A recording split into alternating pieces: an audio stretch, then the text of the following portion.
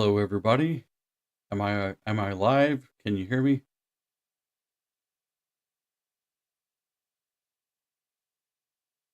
I hope you can hear me.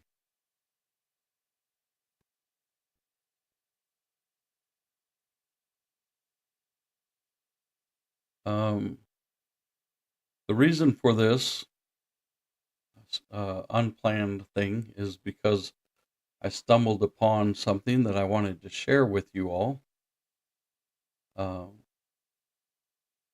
it has a great chart that shows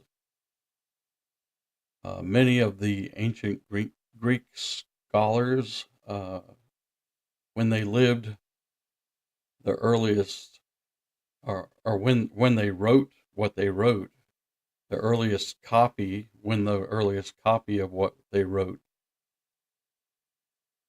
was written, and the approximate time span between the date the writings were originally made and the earliest copies we have. You can see the distance of time between those two dates. And we can also see with this chart the number of copies. I'm not sure if I can share this or not. I'm going to see if I can. But I thought it would be very fascinating. Hey, Steve-O. Yeah, this is unplanned for sure. Let me see if I can share this. You may not be able to see it very well, but it's a really neat chart. Um,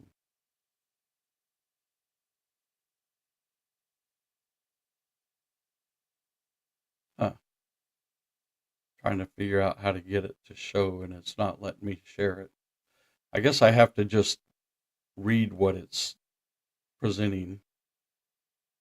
Also, like I said, if you want to come up and we can talk about whatever you want to talk about, doesn't even have to be about this. If you'll either message me on SingSnap if you're on SingSnap and let me know, I can send you a link to join me. Or if you have a private email, you can always email me at my private email, which I can put in the chat for you. But this is very interesting information that helps you to realize just how amazing the New Testament is. I'm going to put my email address in the chat again. But if you are on SingSnap, you know how to reach me there. I'm sorry, I don't do Discord, so I don't have a way to be reached that way. It's not showing me um, a way to share that. So I'm going to read it to you. Okay. The first Greek philosopher that's listed is someone named Lucretius, and I didn't even know who that was. Lucretius died in 55 or 53 BC. So whatever he wrote had to be prior to that date.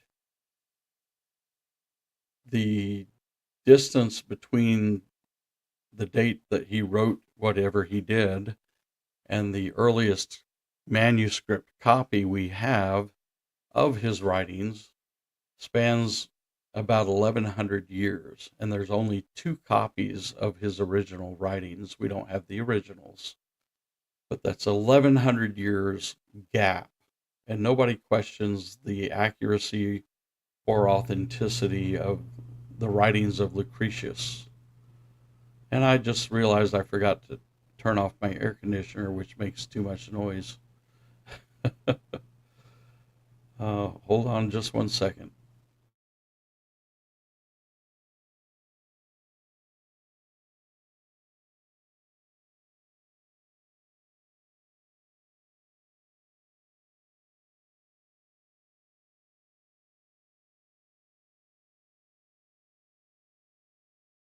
Okay, I'm back. Sorry about that. Um, 1100-year gap between the original writings of Lucretius and the earliest copies, and we only have two copies. Now we're going to go down the list. Someone named Pliny, Pliny, he was a philosopher that lived between 61 and 113 AD. Um, the earliest copy we have was 850 years after his original writings. So it's approximately a 750-year gap uh, between when he wrote it and our earliest copy. Plato he wrote somewhere between 427 and 347 BC. The earliest copy is dated at 900 AD, which is a 1200-year gap between the original writings, which we don't have anymore, and the earliest copies. Oh, I meant to say that Pliny, we only have 7 copies of his writings, and we only have 7 copies of Plato's writings. 7. That's all. Um, there's another Greek philosopher named Demosthenes. 4th century BC approximately was when he wrote. Um, the earliest copies dated at 1100 AD, so that's 800 years after the original writings. Yet nobody questions the accuracy and authenticity of his writings. Herodotus wrote between 480 and 425 BC, the earliest copy of which was around 900 AD. So the gap between the earliest of the original writing and the earliest copy is 1300 years. And there are only 8 manuscripts for both Demosthenes and Herodotus. That's just mind blowing how few copies we have. Uh, Suetonius wrote between 75 and 160 AD. The earliest copy is dated at 950 AD, which is an 800-year gap, and there are only 8 copies, 8 manuscripts. Thucydides, I don't know how to pronounce his name. Thucydides. He lived between, or he wrote between 460 and 400 BC. Earliest manuscript copy was dated at 900 AD. That's a 1300-year gap, and there are only 8 manuscripts. Euripides I have heard of. He wrote between 480 BC and 406 BC. The earliest copy we have is dated at 1100 AD, which is a 1300-year gap. And there are only 9 manuscripts. Aristophanes, I can't even pronounce that one. Aristophanes. He wrote between 450 and 385 BC. The earliest copy or manuscript is dated at 900 AD. That's a 1200-year gap, and there are only 10 copies, 10 manuscripts to compare and contrast with each other. Caesar,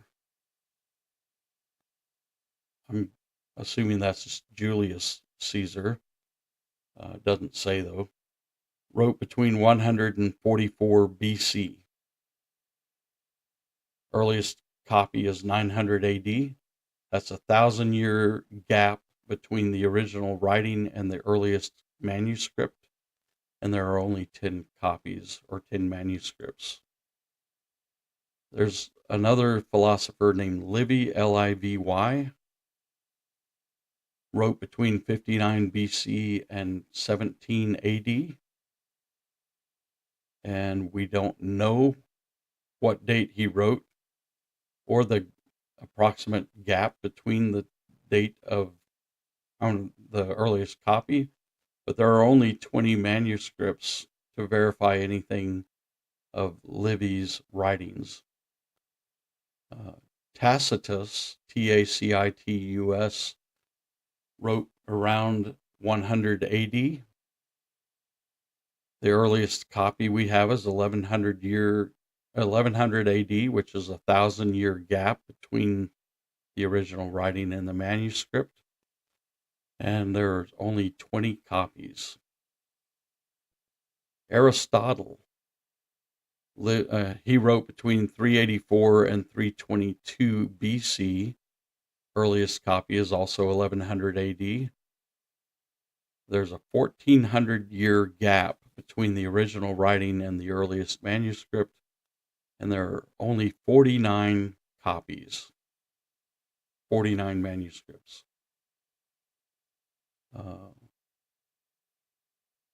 Sophocles wrote between 496 BC to about 406 BC. Earliest copy is 1000 AD. It's a 1,400-year gap between the original writing and the manuscripts. There are 193 manuscripts that we can compare and contrast.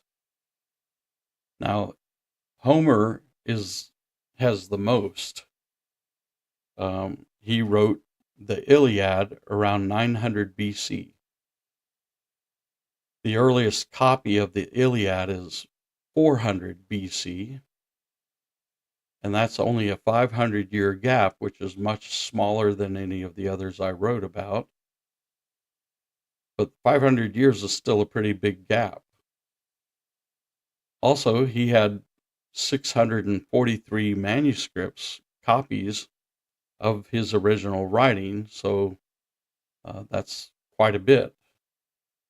The accuracy of Homer's Iliad is described to be approximately 95% accurate. Now, when you compare all of those with the New Testament, which was written between, I believe, between 50 AD to about 70 AD at the very latest.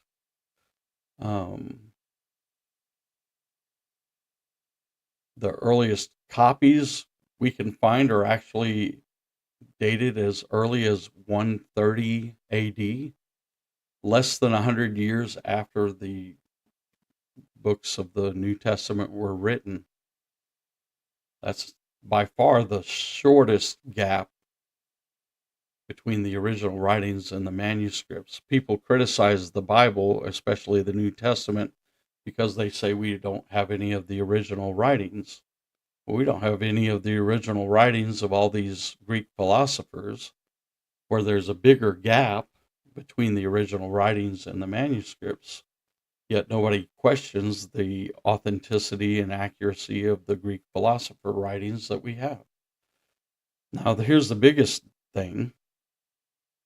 There are 5,600 manuscripts that we can compare and contrast, and we've determined, or experts have determined, the accuracy is about 99.5%. Yet there are thousands more New Testament Greek manuscripts than any other ancient writing. That's all we're talking about is 5,600. But if you mention other languages, the internal consistency of the New Testament documents is about 99.5% textually pure. In addition, there are over 19,000 copies of the Syriac Bible, the Latin Vulgate, the Coptic, and Aramaic languages. The total supporting the New Testament manuscript base is over 24,000 copies. So that to me just is, it's just night and day. Hey, Chris, night and day difference between the Greek philosophers' writings and the New Testament. I think that's just mind blowing. There's a little bit more information I want to share from this that I found fascinating. Evidence that the New Testament was written in the first century. In the 1830s, German scholars from a certain school I can't pronounce the name of, they tried to date the books of the New Testament as late as the 3rd century, which would still be a smaller gap than any of the Greek philosophers. But they tried to date it around the 3rd century. But the discovery of some New Testament manuscripts and fragments from the 2nd and 3rd centuries, one of which dates as early as 125 AD, disproves the 3rd century date of composition for any book now in the New Testament. Additionally, a letter to the church at Corinth in the name of Clement of Rome in 95 AD quotes from 10 of the 27 books of the New Testament, and a letter to the church at Philippi in the name of Polycarp it contains 120 quotes from 16 New Testament books. Ignatius of Antioch, who lived 35 to 107 AD, was a student of the Apostle John. Ignatius was martyred, killed by lions in the arena in Rome. After his arrest and during his transportation to Rome, he wrote 7 letters. Later, some obviously spurious additional letters were attributed to him, but these are ignored here. The letters that we know he wrote were written close to 107 AD and quote from several New Testament books as well. Any thoughts or questions so far?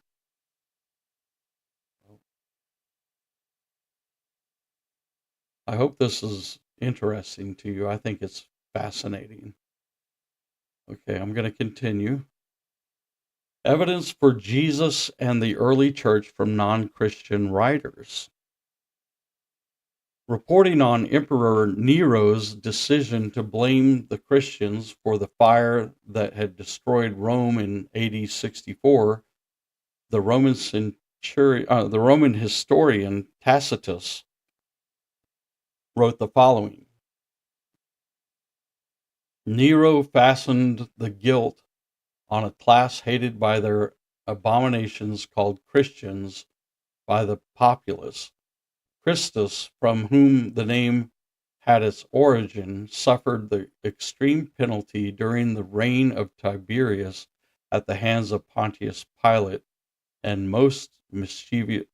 most mischievous superstition, thus checked for the moment, again broke out not only in Judea, but the first source of it was the first source of evil, but even in Rome.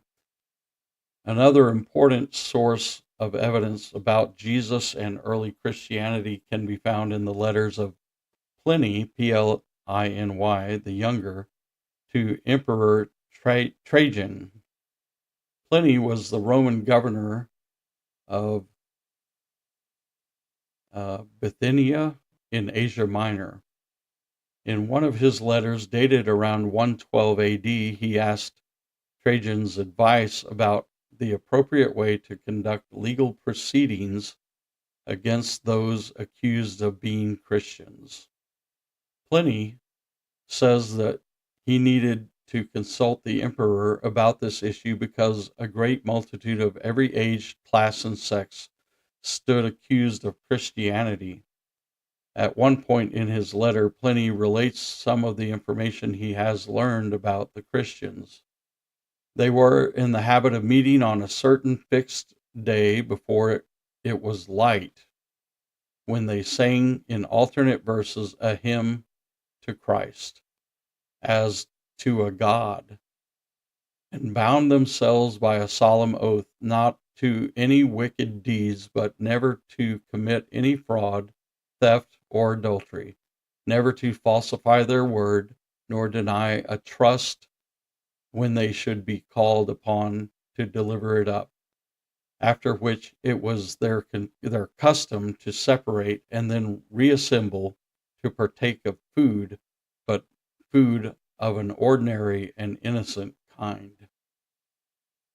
Lucian, Lucian of Samosata, was a second-century Greek satirist. In one of his works, he wrote of the early Christians as follows: "The Christians worship a man to this day, the distinguished personage who introduced their novel rites and was crucified on that account. It was impressed on them by their original lawgiver that they are all brothers. From the moment that they are converted and deny the gods of Greece and worship the crucified sage and live after his laws." That's pretty interesting. Have I lost you? Are you still there? Okay, let me continue. Sometime after 70 AD, a Syrian philosopher named Mara bar Serapion, writing to encourage his son, compared the life and persecution of Jesus with that of other philosophers who were persecuted for their ideas. The fact Jesus is known to be a real person with this kind of influence is important. Mara bar Serapion refers to Jesus as the wise king. This is what he wrote: "What benefit did the Athenians obtain by putting Socrates to death?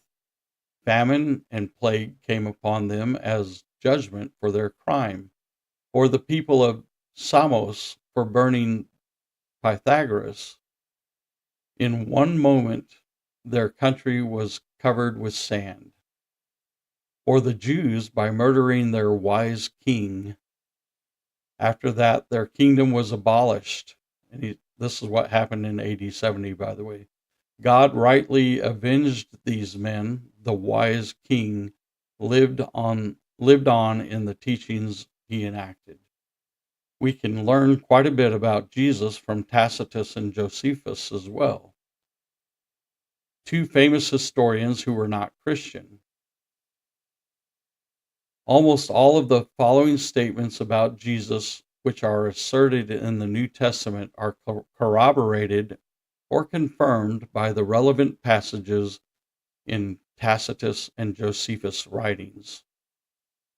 These independent historical sources, one was a non-Christian Roman and the other was a Jew who was not a Christian, they both confirm what we are told in the Gospels. First, he existed as a man. The historian Josephus grew up in a priestly family in first century Palestine and wrote only decades after Jesus' death. Jesus' known associates, such as Jesus' brother James, were his contemporaries. The historical and cultural context was second nature to Josephus. He wrote, "If any Jewish writer were ever in a position to know about the non-existence of Jesus, it would have been Josephus. His implicit affirmation of the existence of Jesus has been and still is the most significant obstacle for anyone who argues that Jesus never existed." That was a quote from Robert Van Voorst, Voorst. And Tacitus was careful enough not to report real executions of non-existent people, and yet he did document the crucifixion of Jesus. Jesus' personal name was Jesus, as Josephus informs us. He was also called Christos in Greek, which is a translation of the Hebrew word Messiah, both of which mean anointed or the anointed one. As Josephus states in Tacitus, or Tacitus implies, unaware by reporting as Romans thought that his name was Christus. He had a brother named James, as Josephus confirms in his writings. He won over both Jews and Greeks, Gentiles of the Hellenistic culture, according to Josephus, although it is anachronistic to say that they were many at the end of his life. Large growth in the number of Jesus' actual followers came only after his death. Jewish leaders of the day expressed unfavorable opinions about Jesus. Josephus records and documents that fact. Pilate rendered the decision that he should be executed, Jesus should be executed, and both Tacitus and Josephus document and confirm that. Jesus' execution was specifically by crucifixion, also documented by Josephus.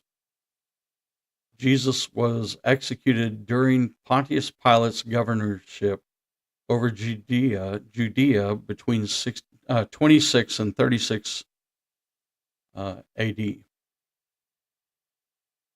As Josephus implies, and Tacitus adding that it was during Tiberius' reign. It's actually more likely it happened before 33 AD, or no later than 33 AD. But that's all I had to share about that. I hope that that was interesting to you. Hey, Blackwatch, I'm on StreamYard too, so Blackwash, if you want to email me, I put the email in my in the chat, and if you want to come up and talk about whatever, yeah, Herod the Great was alive. You can send me an email, and I'll send you the link to come up on panel, and we can talk about whatever you want to talk about. That's for everybody. I don't want to put the link in the chat because of how trolls, they end up getting into the StreamYard or whatever I'm using, and I don't want them to come up and crash the show.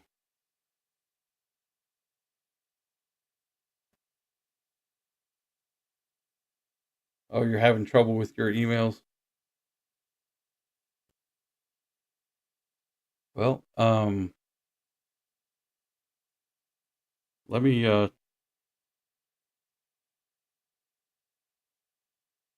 check something else while we're talking, but I found that very fascinating about I'd never seen a chart like that before where it compared and contrasted the Greek philosophers' writings, the earliest copies we have, with the New Testament. So I found that to be very helpful to help me show you the differences.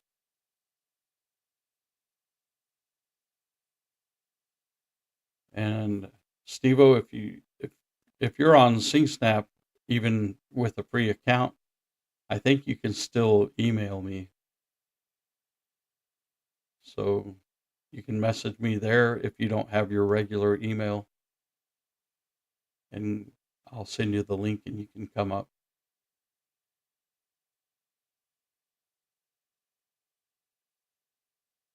Yeah, that's because they believe he died in 33 AD. That's why I said couldn't be any later than 33 AD. 'Cause that's when they believe the events of Acts chapter 2 happened, which was very shortly after Jesus died and was raised again.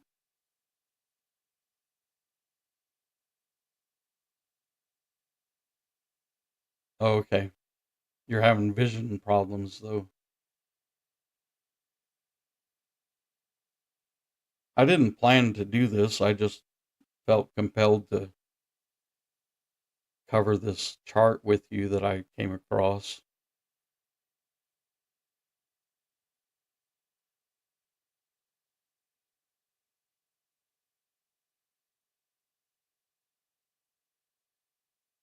But I'm willing to let anybody who wants to come on panel and talk about whatever you want to talk about.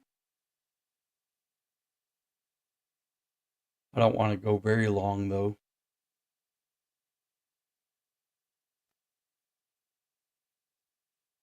Oh, you're running a bath for Buddy. I understand, Steve. Um, well, if you're not able to send me an email, Blackwatch, I'll just go ahead and end the stream and maybe we'll try it another night during the week.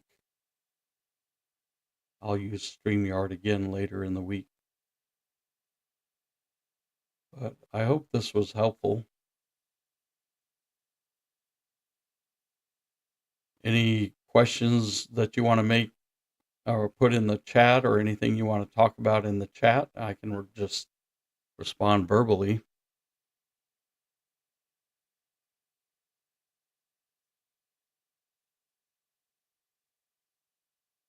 I don't know that I'm really feeling like singing right now, but I was willing to, have a discussion on anything you want to talk about.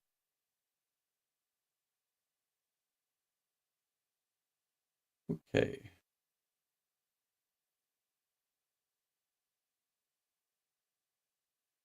Well, I guess I'll just close this out now and then I'll may try something later. I appreciate everybody watching and listening, and I hope that it was beneficial to you in some way. We'll talk again soon. God bless. Bye.